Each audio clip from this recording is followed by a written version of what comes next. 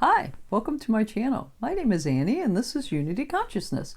I'm so glad you stopped by today. We're going to be discussing the energy that will be prominent beginning today, September 11th, and moving through the weekend. Before we get started, I do want to take a moment and hold space for all those that were affected by the tragedy on 9/11 many years ago, and reflect upon that day and all that occurred from that day forward. I think it really affected everybody, so we're going to hold some space today for everyone affected by that day in history.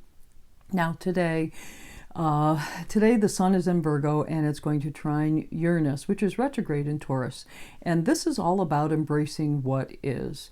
It allows us to move forward toward our own destiny or greater purpose, appreciating all of the changes that you have gone through to get where you are. So as you reflect on the events of 9/11 many years ago, also take time to appreciate your journey and how you've gotten where you are today.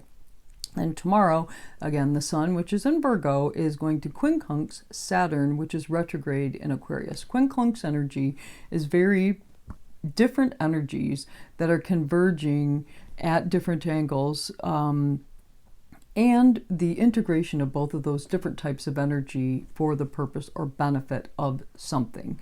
And when you're talking about the sun in Virgo and any Saturn in anything is restriction or responsibilities. And when you've got Saturn in Aquarius, that is the collective or the restriction of the collective or that general mindset. And then sun in Virgo is the practicalities. So, feeling restricted or having to take responsibility and putting your own personal desires on the back burner for now. Recognizing that if there is a restriction in place, it's for purpose, and understanding that the greater outcome would be to pause for a moment, take responsibility for whatever, but recognizing that that pause in the action is necessary now. Now, then we're going to move forward to Thursday, and there are several energies occurring Thursday, Friday, Saturday, and they're going to stay with us for 3 or 4 days. So it's a little bit complicated, but it certainly doesn't have to be. We'll go through each one, but recognize that something that I speak about relative to Thursday may also perfect, depending on where it falls in your natal chart. You might feel it more strongly on Friday or Saturday or maybe even Sunday. So anyway, let's get started. I think the biggie is going to be Venus square Mars. So Venus is in Virgo and Mars is in Gemini, and they're going to square each other. And that energy is going to be with us for quite some time. It's not just, it's perfecting the 15th through the 19th, but it's going to be with us for a while, even through the new moon in Libra, which is coming up really quickly too, as well as the equinox, the fall equinox is here. So let's get back. Stay on task. Mercury is retrograde in Jupiter. Talking way too much. Anyway, Mercury opposing Jupiter, opposite sides. So here I go. Anyway, back on track.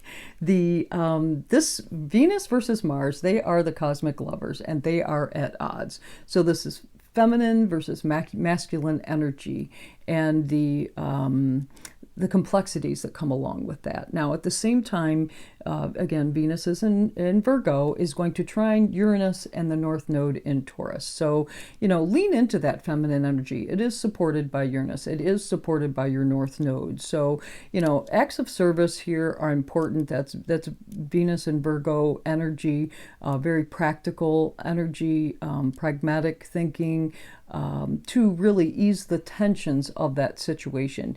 And if that does not work, then practice healthy detachment. Virgo is all about health, and it may be that you need to detach from the situation for a few days as some of these other aspects come into play, and then you're better able to resolve or truly just step away from the circumstance altogether. Then on Friday, we've got the sun, which is in Virgo, is going to oppose Neptune in Pisces. So be mindful here.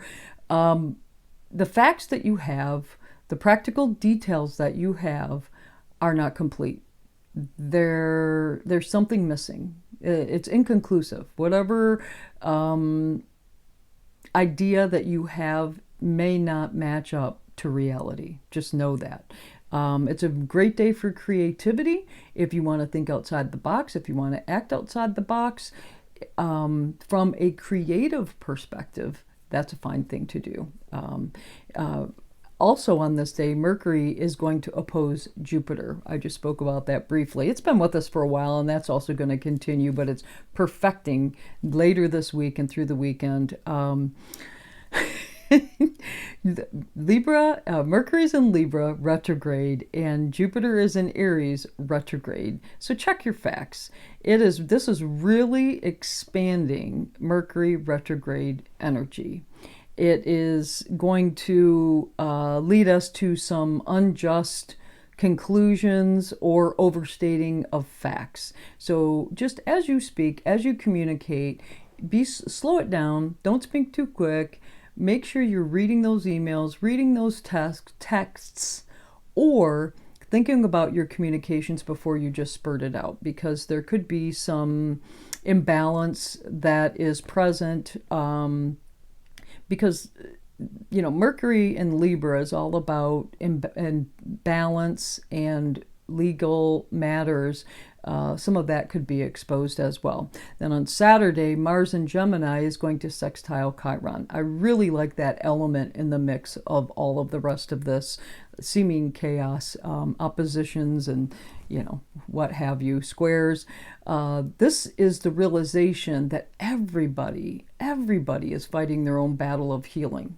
Right now, I can guarantee you there's very few people that are just sliding through life right now without a care in the world, unless they are completely detached, or to the point of ascension where they are just going with the flow. Doesn't matter to me anymore. It's all good. Doesn't matter. Just super open-minded.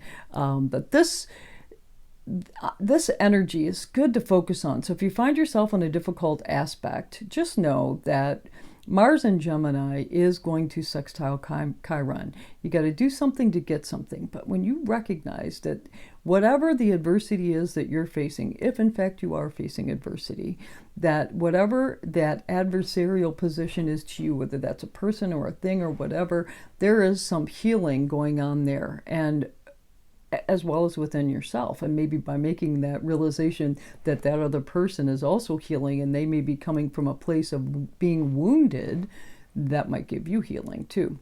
So on Sunday, which I believe is the 18th, 1 week from today, the Sun in Virgo is going to trine Pluto in Capricorn. Also like this energy, really, really good energy to be mixed in with some of these other aspects. This is all about, standing in your own power of transformation, right? Pluto is all about transformation. Sun in Virgo, those practical details of transformation and looking back, because we've got, Pluto is retrograde, and Pluto has been in Capricorn for a long time, like 08, 09, something like that.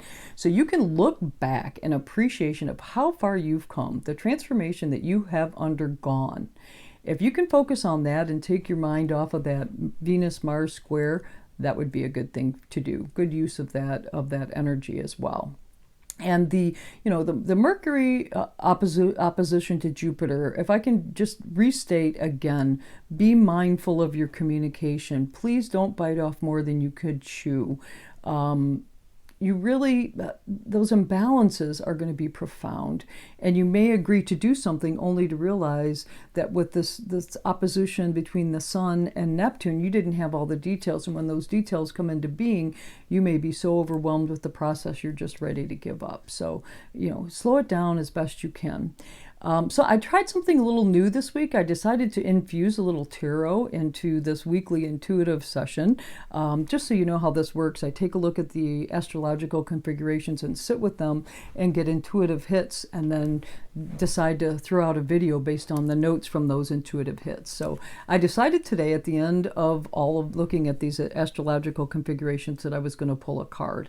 And then as I wrap up all the week's energy, I can see what this card signifies from a tarot perspective. And I got the Page of Cups. The Page of Cups is all about having an open mind and, creative inspiration, intuitive inspiration.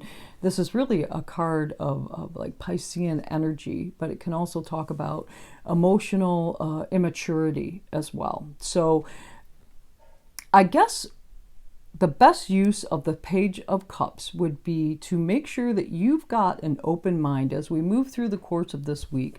All of these aspects that are in play, make sure that you've got an open mind and use your creativity to benefit you. Draw on your creativity, draw on your intuition to give you the peace, the inspiration that you need to carry on through some of these astrological configurations that can be a little bit difficult. It is a really good week for creativity and grounding yourself in that creativity. For example, using music. Use music as a form of escapism. Don't escape. You know, addictions are prominent. Trying to escape some of this reality. Use music. Draw. Sing. Dance, get out in nature. These are all wonderful things that you can do to ground yourself into a place of healthy, creative, intuitive being. And with Mercury retrograde, please fact check that emotional immaturity can come into play if we don't have the facts right and we start acting out based on facts and not slowing it down, recognizing that we probably don't have all the facts. And as we get closer to the 1st of October, where we're going to have that Uranus and Saturn, the square that we felt all around the end of 2020 through 2021, the old versus new, outdated principles versus the new aspects of things. Just trust and know that the new world order, you know, Earth has already ascended to fifth dimensional understanding. And if you look at the trends of nature, which would be, we thought they were extinct. Oh my goodness, it's not extinct anymore. Or new species being unveiled. You can see that these massive transformations are already taking place. We as humans need to kind of adapt to that fifth dimensional understanding, and that's what we're doing each and every day. We're leveling up, we're getting prepared, we are immersing ourselves in the new, even though it feels strange. That's why some of these days are difficult. That's why some of these astrological configurations are so difficult, because we've not been here before. It can feel really, really, really foreign to us. But if we can just acquiesce and allow ourselves to go with the flow, step into that Uranian